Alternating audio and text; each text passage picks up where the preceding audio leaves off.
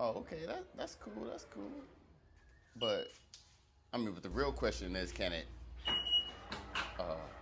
Okay. Oh, yeah. Okay, that's a game changer. Welcome to the Cobra Pit. And today I have a product that takes your Tesla to the next level. Now you saw from the video, it's power control over your trunk or frunk, depending on which model you have. Now I decided to go ahead and try this out for my Model X first, and here's the reason. So with the Model X, you can open up the driver's side door, the passenger door, both Falcon Wing doors, and the trunk all with the remote. You can pop the frunk open, but it won't open all the way. Not a big deal, right? I walk on over and I can lift it up. All right, it's an extra step. But that's not where the problem comes in. The problem is really when it comes to closing it. So before I got my Tesla, I've read and done lots of research on it, and I came across forums where people said things like, be careful how you close the front because you can damage it and put a dent in it. So of course that's scary, you don't want to do that, but I bet there's a lot of people out there that don't read forums, that go ahead and try to slam it and do all these different types of things. It's not difficult to close, but there's a certain way to close it. Also, you're touching that front every time with your hands, and it gets fingerprints all over it. I mean, it's an aesthetic thing, but that's the #1 reason why my wife don't like me using it. And it'll be much more convenient to go ahead and once you park, you could go ahead and open it up, walk over, take whatever you need to take out, and close it without putting your hands on it at all. Now, before anybody say this is first world problems, think about it. On the Model X itself, everything else opens up remotely. So why not the front? Go ahead and let's complete it. Not 3/4 of it. Let's get it full circle. Also on the Model 3, the trunk or front won't open with power unless you get this. So I wanted to see if I would even like it before I installed it on my Model 3. So, searching through the forums, I'm looking around trying to figure out what people like about it, what they don't like about it. And I did see some of people's biggest worries. The biggest concern people had was avoiding the warranty. So I did extensive research on this. And I even talked to a Tesla rep when I went in.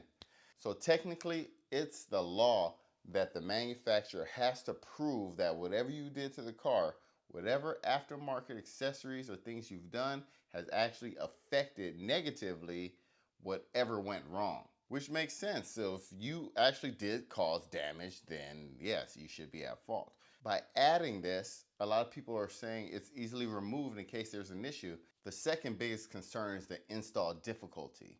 So I went with the Hand Show product right here, and there's plenty of tutorials that they have online. It came with detailed instructions, and other people have tutorials online as well. But if the sight of all this right here makes you a little uneasy, then they have installers that can help you out.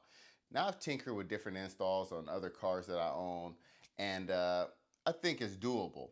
But to give you that assurance, you can use an installer.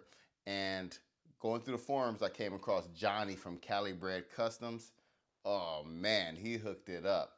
So I came across Johnny name a few times, and one of the best things about him is he comes to you and he has professional OEM looking work.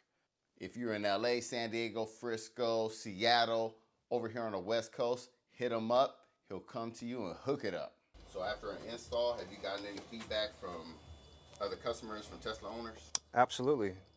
Most of them like the fact that obviously you don't have to sit here and manually push the frunk down.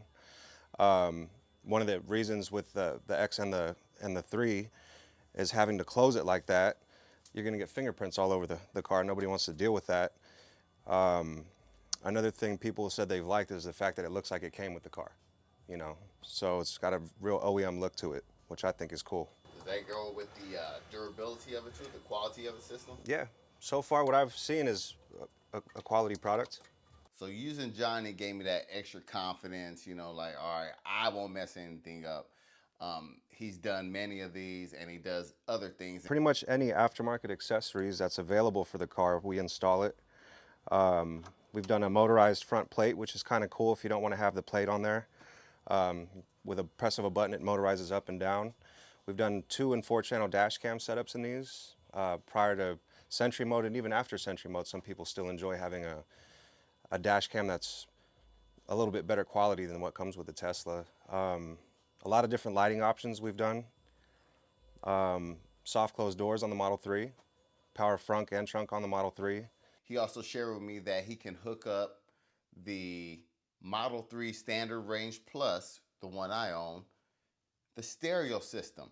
The stereo system is pretty gimped on the Model 3, and even the rear speakers aren't hooked up, no sub, no amp, and he can hook that up as well, and that's a big one. That's probably going to be my next move.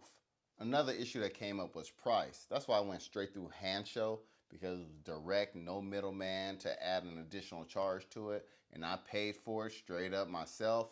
So after falling in love with the product, I hit them up and I was able to get a discount link for y'all. So you're going to even save more than I did. 10? 10%? What? 15? Yeah, they hooked it up. 15% off. Of course, a small percentage of that comes back to the channel, but you guys know I only recommend things that I really love, so. And the last main question that came up was the actual functionality of it. How does it work? Is it legit? Is it safe? We'll come back to the safety in a minute. So using the key fob, you can open it with a double click. You can close it with a double click.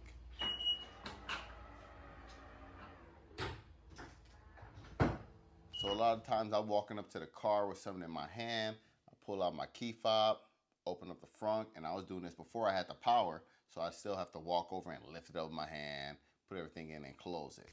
My wife was like, why don't you just use the trunk? Because, you know, it's contactless. But it's something about putting food, putting pizzas, putting groceries in the front where it's easily accessible. And even in my garage, there's more space in the front, so I prefer using a frunk. So when you arrive at your destination, you can also use the screen in the car. You press the button, it opens, and it shows you that it's open. And obviously, you can look in front of you and see that it's open. It's blocking your view. Or let's say you forgot to close it and you're getting in the car, getting ready to leave, you can close it from the screen. Open and close from that screen. And of course, you can use the app.